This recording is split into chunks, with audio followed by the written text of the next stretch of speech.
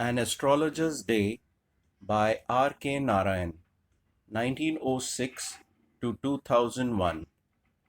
Rasipuram Krishnaswamy Iyer Narayanaswamy was one of the best known novelists among Indian English writers. He is the author of 14 novels, 5 volumes of short stories, and a number of travelogues, and has a collection of non-fiction to his credit. He also wrote his memoir, My Days, in 1975.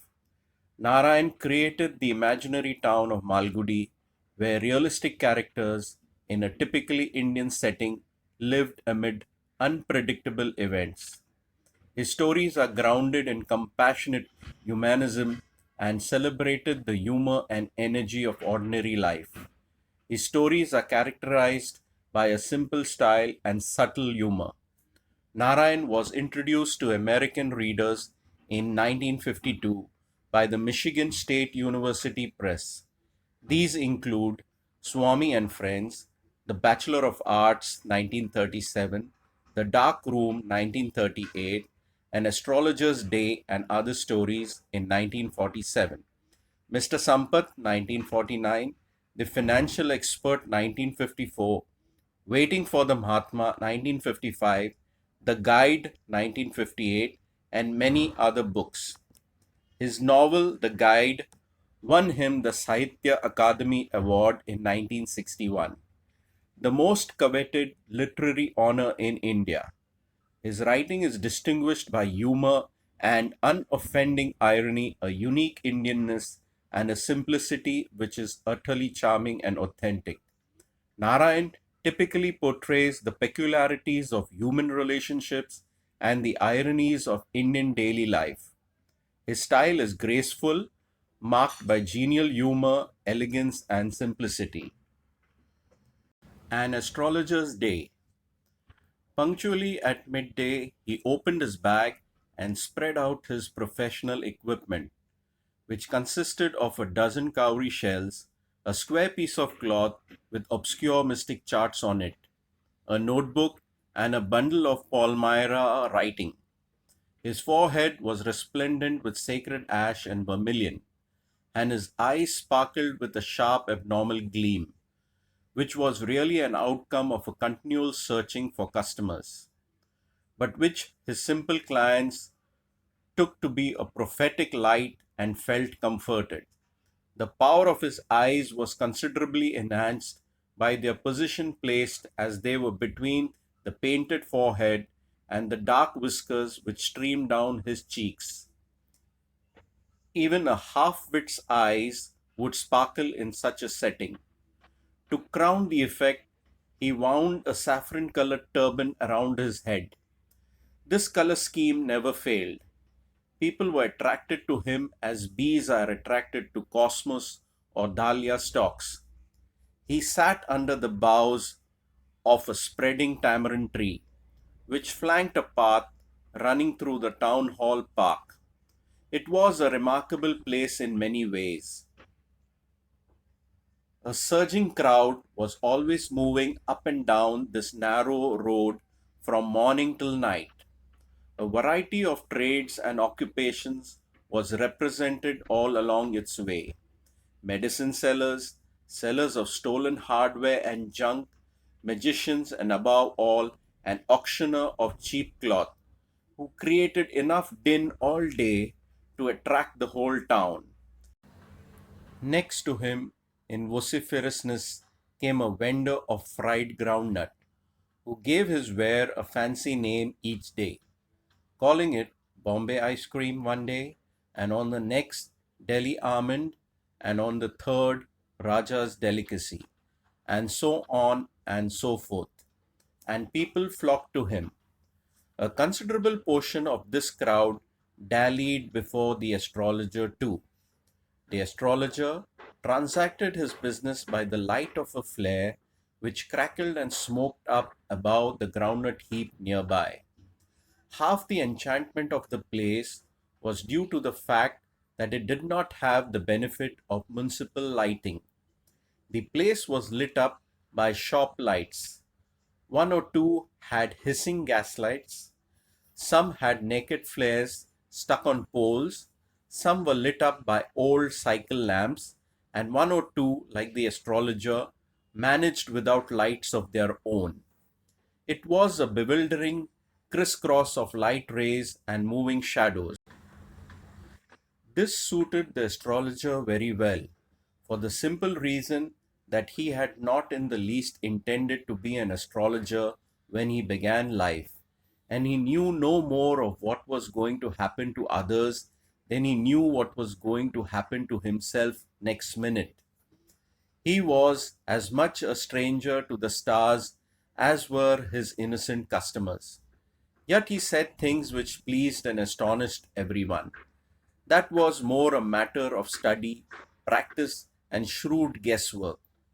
All the same, it was as much an honest man's labor as any other, and he deserved the wages he carried home at the end of a day. He had left his village without any previous thought or plan.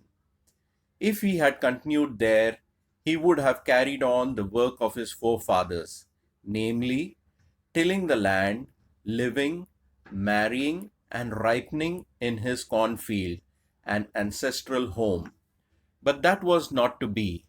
He had to leave home without telling anyone, and he could not rest till he left it behind a couple of 100 miles.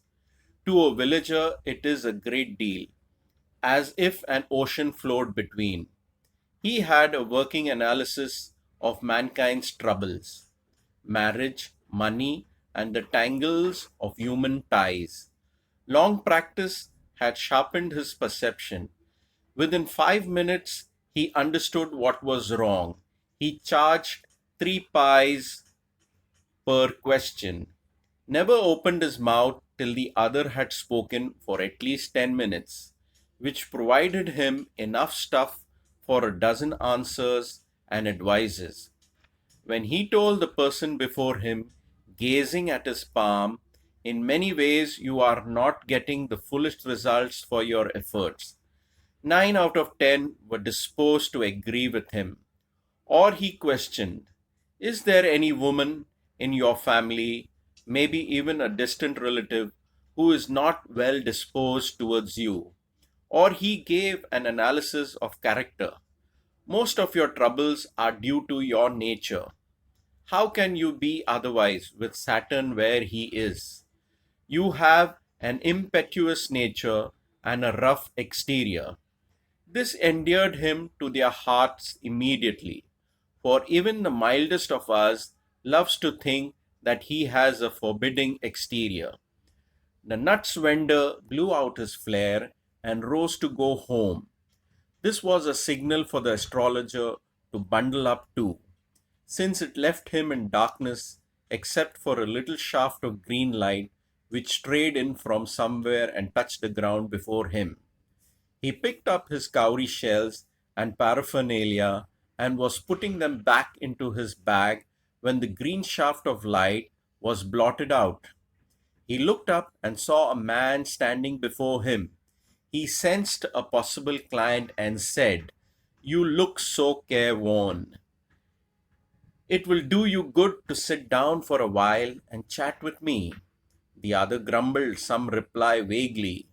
The astrologer pressed his invitation, whereupon the other thrust his palm under his nose, saying, "You call yourself an astrologer." The astrologer felt challenged and said, tilting the other's palms towards the green shaft of light, "Yours is a nature." "Oh, stop that," the other said. "Tell me something worthwhile." Our friend felt piqued. "I charge only 3 pies per question, and what you get ought to be good enough for your money." At this, the other withdrew his arm, took out an anna, and flung it out to him, saying, "I have some questions to ask. If I prove you are bluffing, you must return that anna to me with interest. If you find my answer satisfactory, will you give me 5 rupees? No. Or will you give me 8 annas? All right, provided you give me twice as much if you are wrong, said the stranger. This pact was accepted after a little further argument. The astrologer sent up a prayer to heaven as the other lit a cheroot. The astrologer caught a glimpse of his face by the matchlight. There was a pause as cars hooted on the road. Jutka drivers swore at their horses, and the babble of the crowd agitated the semi darkness of the park. The other sat down, sucking his cheroot, puffing out, sat there ruthlessly. The astrologer felt very uncomfortable. Here, take your Anna back. I am not used to such challenges. It is late for me today. He made preparations to bundle up. The other held his wrist and said, You can't get out of it now. You dragged me in while I was passing. The astrologer shivered in his grip, and his voice shook and became faint. Leave me today. I will speak to you tomorrow. The other thrust his palm in his face and said, Challenge is challenge. Go on. The astrologer proceeded with his throat drying up. There is a woman. Stop, said the other. I don't want all that. Shall I succeed in my present search or not? Answer this and go. Otherwise, I will not let you go till you disgorge all your coins. The astrologer muttered a few incantations and replied, All right, I will speak. But will you give me a rupee if what I say is convincing? Otherwise, I will not open my mouth and you may do what you like. After a good deal of haggling, the other agreed. The astrologer said, You were left for dead, am I right? Ah, tell me more. A knife has passed through you once, said the astrologer. Good fellow. He bared his chest to show the scar. What else? And then you were pushed into a well nearby in the field. You were left for dead. I should have been dead if some passerby had not chanced to peep into the well, exclaimed the other, overwhelmed by enthusiasm. When shall I get at him? He asked, clenching his fist. In the next world, answered the astrologer. He died 4 months ago in a far off town. You will never see any more of him. The other groaned on hearing it. The astrologer proceeded. Guru Nanak, you know my name? The other said, taken aback. As I know all other things, Guru Nanak, listen carefully to what I have to say. Your village is 2 days' journey due north of this town. Take the next train and be gone. I see once again great danger to your life if you go from home. He took out a pinch of sacred ash and held it to him. Rub it on your forehead and go home. Never travel southward again, and you will live to be 100. Why should I leave home again? The other said reflectively. I was only going away now and then to look for him and to choke out his life if I met him. He shook his head regretfully. He has escaped my hands. I hope at least he died as he deserved. Yes, said the astrologer. He was crushed under a lorry. The other looked gratified to hear it. The place was deserted by the time the astrologer picked up his articles and put them into his bag. The green shaft was also gone, leaving the place in darkness and silence. The stranger had gone off into the night after giving the astrologer a handful of coins. It was nearly midnight when the astrologer reached home. His wife was waiting for him at the door and demanded an explanation. He flung the coins at her and said, Count them. One man gave all that. 12.5 annas, she said, counting. She was overjoyed. I can buy some jaggery and coconut tomorrow. The child has been asking for sweets for so many days now. I will prepare some nice stuff for her. The swine has cheated me, He promised me a rupee, said the astrologer. She looked up at him. You look worried. What is wrong? Nothing. After dinner, sitting on the pile, he told her, do you know a great load is gone from me today?